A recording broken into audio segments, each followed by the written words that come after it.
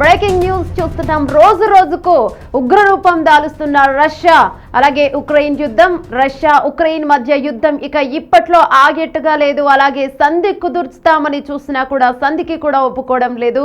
ఇక వార్ మాత్రానికే ఓకే అని చెప్తుంది రష్యా మరియు అలాగే ఉక్రెయిన్. ఇటు రష్యా నుంచి పుతిన్ కూడా చాలా ఉగ్రరూపం దాల్చారు.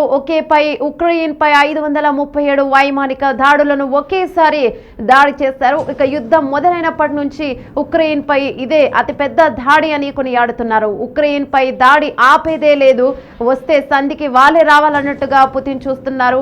మనకి తెలిసిన విషయమే, ఎప్పటి నుంచో ఉక్రెయిన్ రష్యాపై యుద్ధం కొనసాగుతూనే ఉంది. ఎలాగైనా ఉక్రెయిన్ రష్యా సొంతం చేసుకునే వరకు కూడా ఆగడం కనిపించేలా లేదు. కానీ అటు అమాయకులు బలవుతున్నారు, ఇటు రష్యా కానీ ఉక్రెయిన్ యుద్ధంలో మధ్యలో అమాయకులు బలవుతున్నారు. ఇటు పుతిన్ బాగానే ఉన్నారు, అలాగే జెలెన్స్కీ కూడా బాగానే ఉన్నారు. కానీ మధ్యలో అమాయకులు అలాగే మిలిటరీ వాళ్ళు మాత్రమే ప్రాణాలు కోల్పోతున్నారు. ఎన్నో వైమానిక దాడులు చేస్తుంది రష్యా. ఎలాగైనా సరే జెలెన్స్కీని ఒప్పుకొని ఉక్రెయిన్ రష్యా చేతిలో పెట్టే వరకు కూడా పుతిన్ ఆగేడా లేడు. ఇక రీసెంట్ గా మనం చూస్తాం, ట్రంప్ కూడా వాళ్ళిద్దరి మధ్యన సంధి కుదర్చడానికి ట్రై చేశారు. కానీ జెలెన్స్కీ మాత్రం తగ్గేదే లేదు అని అంటున్నారు. ఇటు పుతిన్ కూడా తగ్గేదే లేదు అన్నట్టుగా ఉన్నారు. కానీ ఎప్పటికప్పుడు రష్యా ఇక వైమానిక దాడులు చేస్తూనే ఉంది ఉక్రెయిన్ పైన. మిలిటరీ బలగాలు ఎక్కడ ఉన్నాయో వాటిని స్థావరాలని మాత్రమే మేము దాడులు చేస్తున్నామని కొనియాడుతుంది రష్యా. కానీ ఉక్రెయిన్లో ఉన్న బలగాలన్నింటినీ కూడా, మిలిటరీ బలగాలన్నింటినీ కూడా అక్కడ ఉండే ఏవైతే వాళ్ళకి ఉక్రెయిన్కి సహాయం చేస్తున్నాయో అలాగే అక్కడ అందించే ఉక్రెయిన్ అందించే స్థావరాలలో ఉన్న బాంబులు కానీ, మిషన్లు కానీ, మిలిటరీ కానీ ఇలాంటివి ఏవైతే ఉన్నాయో, జల విద్యుత్ కావచ్చు, అలాగే విద్యుత్ డిపార్ట్మెంట్ కావచ్చు, ఇలాంటి వాటిని వైమానిక దాడులు చేస్తున్నాయి. వాటిపై ఉక్రెయిన్లో ఉన్న ముఖ్యంగా ఉన్న స్థావరాలు ఏవైతే ఉన్నాయో వాటన్నిటినీ కొల్లగొడుతున్నారు. వాటన్నిటిపైన దాడులు చేస్తూ వస్తున్నారు. ఎట్టకేలకు చివరికి ఎప్పటికైనా సరే ఉక్రెయిన్ని తన సొంతం చేసుకునేలాగా ఉన్నారు పుతిన్ కనిపిస్తుంది. మనం కొన్ని విజువల్స్ చూస్తూ ఉన్నాం, భయానక దృశ్యాలు కనిపిస్తూ ఉన్నాయి. అక్కడ చూస్తూ ఉంటే కొన్ని బాంబు పేలిన దృశ్యాలు మనకు కనిపిస్తూ ఉన్నాయి. చాలా దూరం నుంచి తీసిన వీడియోస్ అవి. కానీ వాటిని ఇంత దూరం నుంచి చూస్తేనే చాలా భయానకంగా కనిపిస్తూ ఉన్నాయి. కానీ ఎన్ని వేల బాంబులు ఒకేసారి పేలితే ఎంత పెద్దగా ఉంటుందో అలా కనిపిస్తూ ఉన్నాయి.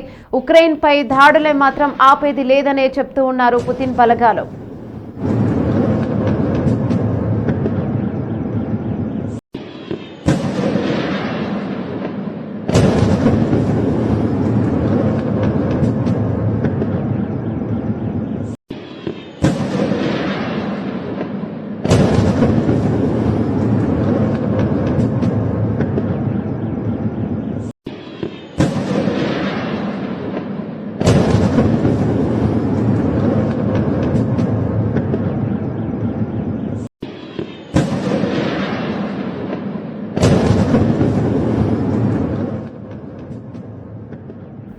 విజువల్స్ లో మనం చూస్తూ ఉన్నాం, కొద్దిగా డిస్టర్బింగ్ విజువల్స్ గా ఉన్నాయి.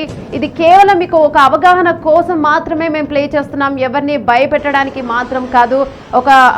అంటే ఒక దాడి జరిగితే ఇలా ఉంటుందా, ఇంత భయానకంగా ఉంటుందా అనే కొద్దిగా అవగాహన కోసం మాత్రమే మేము ప్లే చేయడం జరుగుతుంది. అసలు ఎవరిది తప్పు? ఇటు పుతిన్ది, అటు జెలెన్స్కీ ఇద్దరు తగ్గేలా లేరు. కానీ ఇటు మధ్యలో అమాయక ప్రాణాలు మాత్రం పోతున్నాయి. ఇక్కడ ఎవరూ తగ్గట్లేదు. అమాయకుల గురించి ఆలోచించి ఎవరు కూడా తగ్గట్లేదు. ఇక మీరేమనుకుంటున్నారో కామెంట్ రూపంలో తెలియచేయండి. ఇటు ఉక్రెయిన్ది తప్ప, లేదంటే ఇటు రష్యాది తప్ప? అమాయకుల గురించి ఆలోచించకుండా ఎవరి మాట వాళ్ళదే, ఎవరు కూడా తగ్గనంటూ వైమానిక దాడులు చేసుకుంటూ మధ్యలో అమాయకుల ప్రాణాలను తీస్తున్న ఇద్దరి నేతల గురించి కావచ్చు, ఈ రెండు దేశాల గురించి మీరేమనుకుంటున్నారో కామెంట్ రూపంలో తెలియచేయవచ్చు. మీరు చూస్తున్న విజువల్స్ ఏవైతే ఉన్నాయో అవి కేవలం అవగాహన కోసం మాత్రమే మేము ప్లే చేస్తున్నాము, ఎవరిని భయపెట్టడానికి కాదు.